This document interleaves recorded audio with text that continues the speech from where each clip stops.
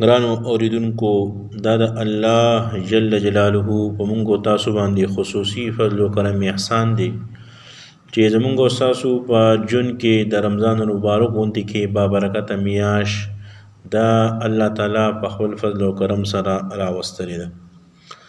څرنګه چې د یو مسلمان لپاره په دې میاش کې د نیکو اعمالو اهتمام کول پکار دي چې د دای نیکو اعمالو په ذریعه سره د انسان الله جل جلاله ته نږدې شي او د الله تعالی قرب د الله تعالی رضامندي حاصل کړي.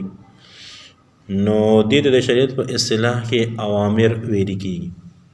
شریعت عام طور سره د دوه شیزونو نوم دی. یو ته ویل کیږي اوامر. د اوامر مطلب دا دی چې الله او رسول د بعضی کارونو په اړه کې حکم فرمایلی دی تاسو به دا کارونه کوئ. څرنګه چې اوس مونږ په دې رمضان مبارک کې روزه نیسو نو دا د الله تعالی امر دی، حکم دی. تراویح کوو نو دا د الله تعالی او د رسول امر دی، حکم دی، تاسو تراویح کوئ. دارنګه الله تعالی مونږ ته تلاوت حکم راکړی دی، د ذکر کولو، د پښمنی حکم راکړی دی، د افطارې د روزې د ماتولو حکم راکړی دی. نور داسې ګڼ شمیر چې لکه نیک اعمال دي دې ته ویل کېږي اوامر. دې سره سره شریعت نوم دی د نواهی. د نواهی مطلب دا دی چې د بعضی کارونو نه الله او رسول بندګانان انسانان مسلمانان د منع فرمایلی دي چې دا کارونه مه کوئ.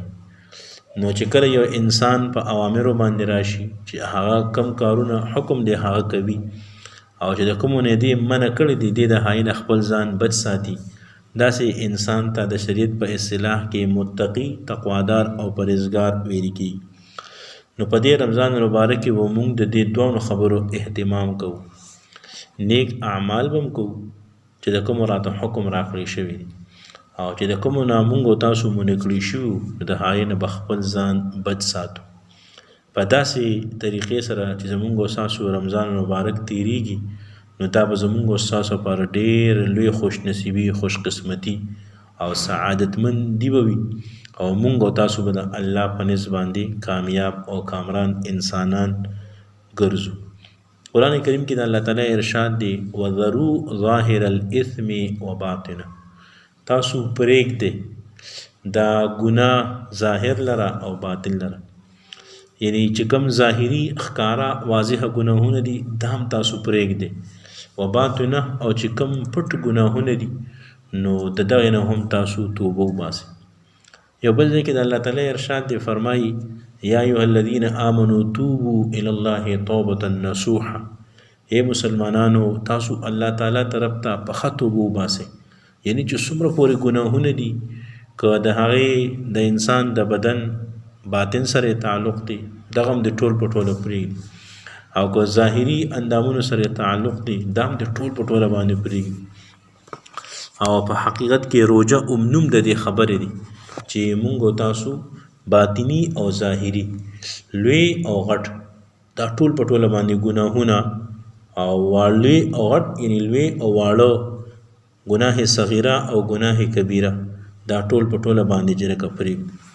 دا حوالې سره نبی علیه الصلاۃ والسلام سه ارشادات چې لکه هغه فرمایلی دي.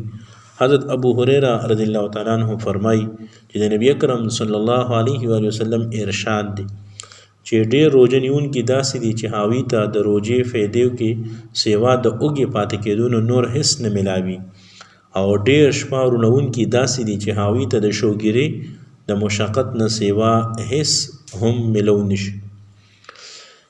نو علماء کرامو د دې حدیث په تشریح کې چې لکه یو څو قوله ویناګانې بیان کړي دي چې د دې څه مطلب دی چې ډېر داسې روزهدار دي چې هغوی ته صرف لږه تنده میلاو شوه او ډېر داسې د شپې را پاسېدونکي دي چې هغوی ته صرف هغه ایښه میلاو شوه لیکن نور ورته څه میلاو نه شو.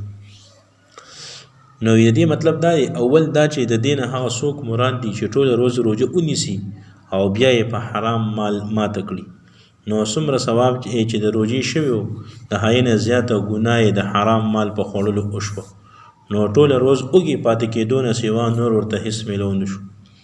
دویم دا چې د دې نه هغه کس مراد دی چې روزه نیسي خو بیا غیبت کې لګیا اوسي او د نورو غیبت دا ویل کېږي خپل درنه او د بل سپکه. نو عام طور سره د دې غیبت نه په دې روزه کې چې ځان بد ساتل پکار. د دې د وجه علما کرام فرمایي دا د خوراک سکاک دا د حلال الله تعالی ته باندې چې په دې روزه کې هغه حرام ګرځولي دي ته به نه خوري او غیبت هو بغیر د روزې نه چې حرام. نو دا هو په طریق اولا په دې روزه کې چې حرام پکار دي یعنی غیبت بغیر د روزې نه حرام په روزه کې هو په طریق اولا غیبت هغه حرام دي. قرآن کریم کې من الله تعالی ارشاد دی ولا یغتب بعضکم بعضا تاسو نه بعضی کسان دي د بعضی کسانو غیبت دا دي نه کوي. او په دې کې دریم قول دا دی چې روزه کې د ګناه وغیره نه ځان نه ساتي. نو دې حدیث کې نبی علیه الصلاۃ والسلام د دې خبرې په تاکید سره ارشاد وفرمایو چې هسې ځان باندې لوګي تند مه تېروئ بلکې د دې روزې چې کوم حقیقت دی هغه خپل کې په دې روزه کې تاسو د غیبت نه ځان چې وساتئ.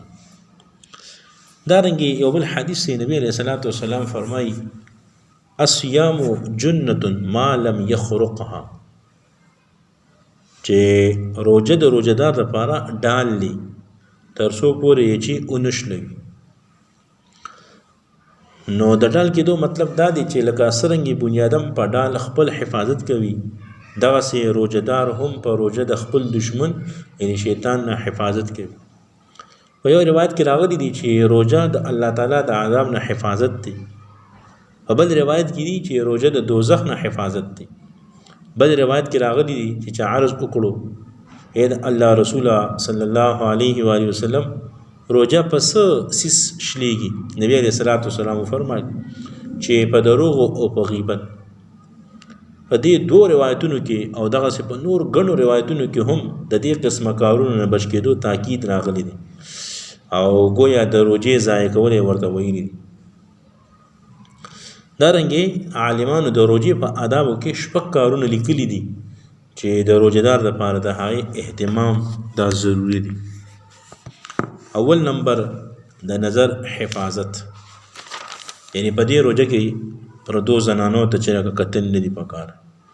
دویم سیز هغه د ژبې حفاظت یعنی دروغ چغلی فضول بکواس غیبت بد وینا بد خبری جګړه وغیره.